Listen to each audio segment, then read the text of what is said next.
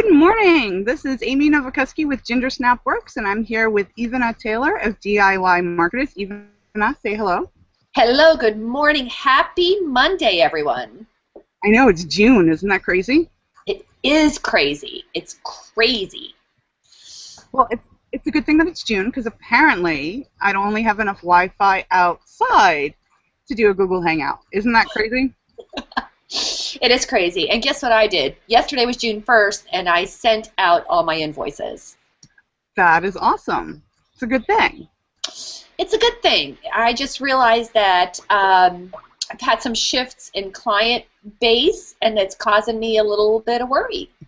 I got it. And I think that's what we're going to talk about today is, you know, when you're an entrepreneur, I think the greatest skill that you can have is getting knocked down and coming back up. And the faster you can come back up, I think that really determines the kind of success that you'll see as an entrepreneur and a small business owner. Absolutely. And you know, one of the signs of really great entrepreneurs, if you really look at it, is that they have had profound, massive, epic fails. And actually, one of the really great characteristics of entrepreneurs is that they just make money. Right. Right? And I think a lot of that comes, not to get like all hashtag woo-woo on it, but it really does come from mindset. Like it is about the money, and it's not about worrying about the money. Well, yeah, exactly. I think that's one of the pluses of being an entrepreneur is that your ability to generate income is pretty much unlimited. It's actually limited by your mindset, right? Correct. We both have had the experience of losing clients and having that angst of, oh my God, how am I going to pay the bills this month? And I think that's just something that comes along with being an entrepreneur and working for yourself. Exactly. But one of the really great things, at least something, and that's maybe what we should really talk about, some of our top tips for keeping yourself, how do I say? I don't want to say on track, on fire, maybe. Right.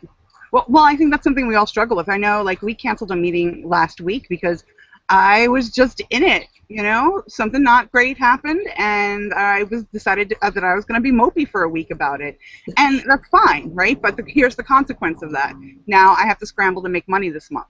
Exactly. Exactly. And one of the things that we know is that you can do it, right? So really, one of the things that I've had is I've had a client, and who hasn't had this happen? I had a client that actually has had a rough time with sales over the last couple months, and they've asked to reduce their retainer, which is completely fine with me. And at first I was, you know, had upset and fear about it, but actually then I got to see it from another light, and that is that time and effort that I spent with that client got freed up. Right. To really work on some other things, which allows you and I to do this, which allows me to spend more time on Bizapalooza, which allowed me to get sponsorships. You know, so when one door closes, I think one of the best tips I have is look for where the next door is that's going to open. Right, like hashtag woo-woo, right? Right. I just lost another client. They wanted to take their social media in-house, and that's a completely legitimate business decision, right? One that I didn't support for them. But you know, it's their business, right? They wanted to save the extra money. Great, whatever. And I was really burnt up about it because I have planes going overhead, if you can hear.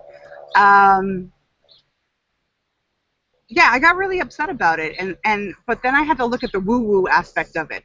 This was a client that's been difficult for me to deal with. So I actually got what I wanted, which was them not to be a client anymore. It just impacts me financially right now. Right, but it really, you know, one of the things that I've said to people a lot is that when you take a stand for your business, especially when it comes to branding, and when you've chosen an ideal customer, one of the amazing things that's going to happen is once you're clear about who your ideal customer is, people who are not your ideal customer get really, really clear. You get clear, and they get clear, and yes, the consequence of that is that those what I call pain in the neck customers, except I use other words like, you know, my shorthand is PITA. Your PITA customers will ultimately go away. But what's really terrific is the PITA customer that you're hanging on to is taking up space, and right out there is someone who is just dying to work with you. Right. Right, and my business coach says that the second something becomes personal, it's no longer business. Hmm. Once you get emotional about it, it's no longer business. And I think I was talking with one of my staffers. She does a lot of freelance work, and an article she submitted got torn apart by the editors, and she got torn apart by it. And we had these long conversations that you have to separate yourself from your work. Hmm. And that's really hard for us to do when we are our work.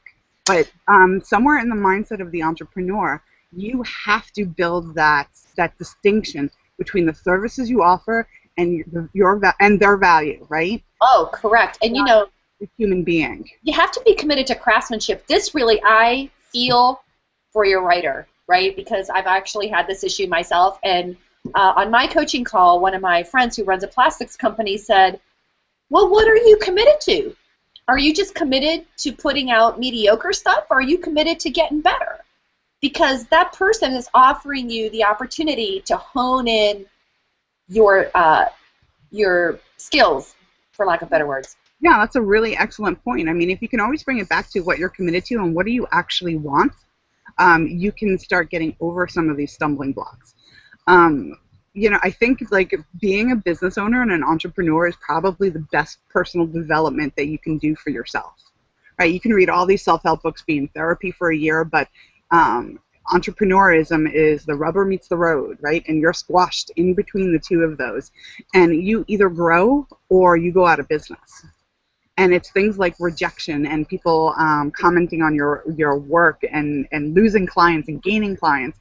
Like if you don't deal with all of that inside yourself, you're not going to really do well as an entrepreneur.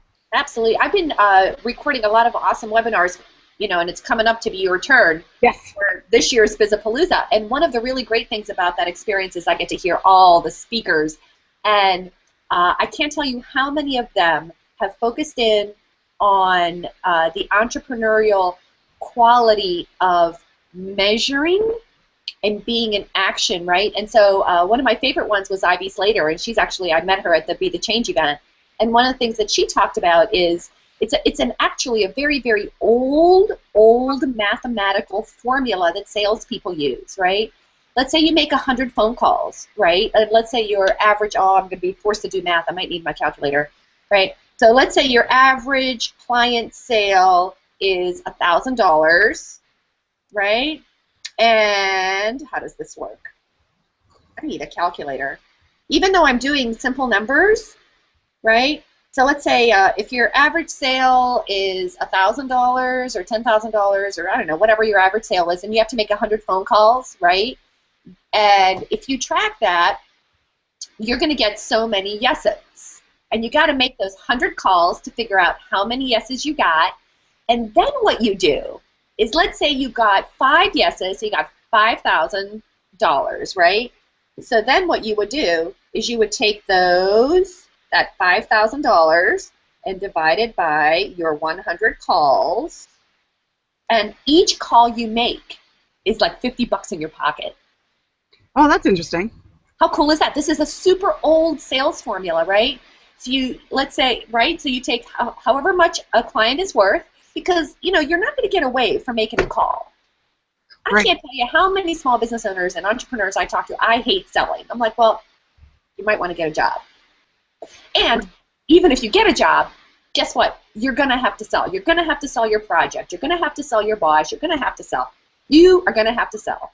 This is perfect, because this is a presentation that I'm working on right now, my signature talk for Red X, which is a day-long event featuring some of the New York's hottest entrepreneurs.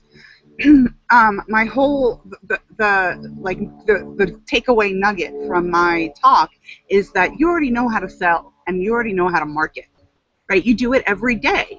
Every time you ask somebody out to go to dinner or go to the movies with you, that's a sales conversation. Correct. Asking your sweetie to marry you is essentially a sales conversation. So it's part of who we are as people to sell and market things, right? Pass the salt, Amy. Sales conversation, right? We just get all twisted up about it when we're in business mode and we have to have a sales conversation. Or when we're trying to implement our marketing pipeline. right? So if you come back to how do you actually do business, how do you talk to people, how do you sell to people, then your marketing falls more in place. So I love that formula that every phone call is actually worth $50. That would motivate me to make 100 phone calls. Exactly, and because there have to be no's. No's are great, and one of my favorite selling platforms is called Sandler System. It's crazy old, but I really recommend it for women especially because a lot of guys do it, but in my opinion, women can really leverage that tool because the key skill is listening, asking great questions, and I would say that's it, right? Listening for what matters to your customer and then asking those great questions. If you've ever, oh my God, I'm going to totally date myself, you know, the whole Columbo guy, the Columbo detective, what he would do is he was all frumpled and all messy and he looked like he didn't know what he was talking about. And just as he was about to walk out the door, he's like, oh, one more question. I was just wondering, right? So this idea of the bumbling idiot that's actually really, really smart, right? That kind of goes to our little flirting for profit event. That's a whole strategy of looking like a bumbling idiot when you're actually got your finger on the pulse of what's happening. Right. So tell me who else is going to be on Bizapalooza? Oh my God! So we got John Ferrara from Nimble, of course. Let's just say what Bizapalooza is. It's a week-long virtual event. Correct. Right? That's going to feature some of the biggest and the brightest in the small business and entrepreneur world. Exactly. And what's really cool about it is that one of the requests that I've made of all the presenters is to teach people something. Literally give them a recipe for something. So inside of a 20-minute talk, there are going to be crazy powerful tips and swipes that you can take and use like right there. So if you're watching or listening, you could be on your computer and trying out some of this really cool stuff. And I've had people do that last year. It was really great fun. And the other new feature we have this year is something called the Backstage Bonus. So in addition, each presenter is going to get their own video and transcript of a Backstage Bonus that attendees can then opt in to receive. Awesome. It's going to be really great. A little extra guidance. Awesome. So who else is going to be on Bizapalooza? So who else? We got John Ferrer. We got some really, one of my favorite tools, Live Plan. So we got Sabrina Parsons from Live Plan talking about measuring your business, right, and making decisions with numbers. And nowadays, Live Plan integrates with QuickBooks Online, and that's really what's been holding me back. I got it now. I've got QuickBooks Online, Live Plan. It's all hooked up, and it's got me really inspired to measure my numbers. Another one, I'm going to have Steve Wilkinghoff. Again, he's a return encore presentation of his found money concept, which is really amazing. So I've got great people talking about finance and measuring. I mentioned Ivy Slater. Our big sponsor this year is Marketo, so I'm really excited about that. They are so, in the past I thought they were a enterprise software, and they are, but let me tell you something, people. They are really affordable small business options. So I'm thrilled.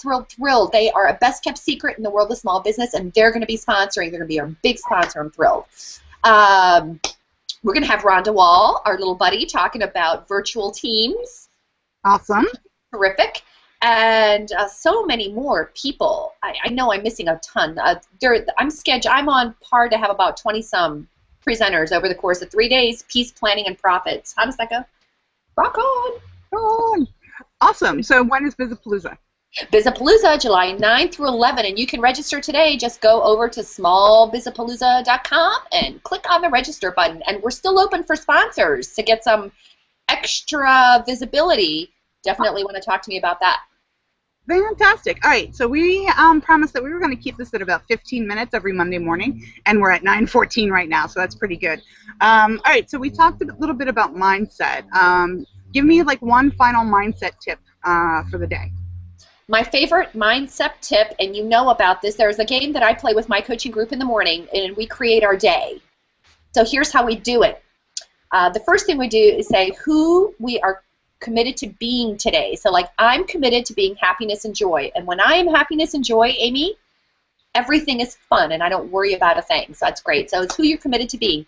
Then we talk about what could get in your way. like technology falling apart, losing a client. These are all things, or maybe I just don't feel like doing anything today. Those are things that can get in my way. And then the third thing we say on our call is, what are you going to do when that happens? And sometimes it's do a dance, sometimes it's do jumping jacks, sometimes it's call a friend.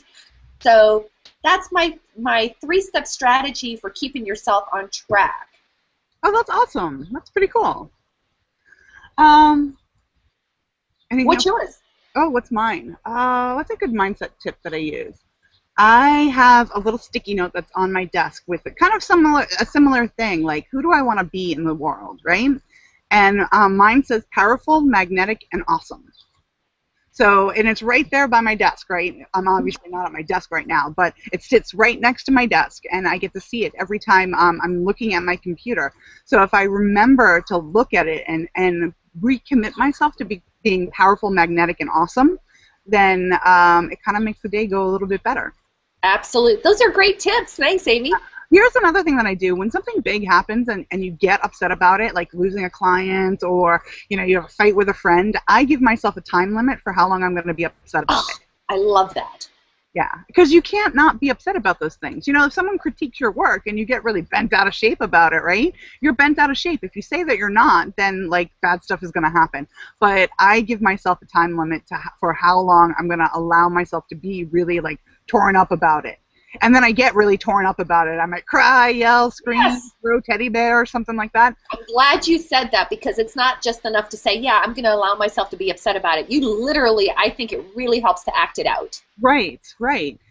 Because you're going to face like these difficulties and these little bumps in the road, and if you ignore them, that they have significance or they have some power, then it just kind of like builds up so that when something bigger happens, you're going to have a complete meltdown. Brilliant. Love that. Awesome tip, Amy. Awesome. All right. So, Ivana of DIY Marketers, thank you for joining me on No Big Whop Marketing. And we will see. This is Amy Novakuski from Ginger Snapworks, and we take your social media from UGG to OMG. And we'll see you next week. Bye. Thanks, Amy. Bye.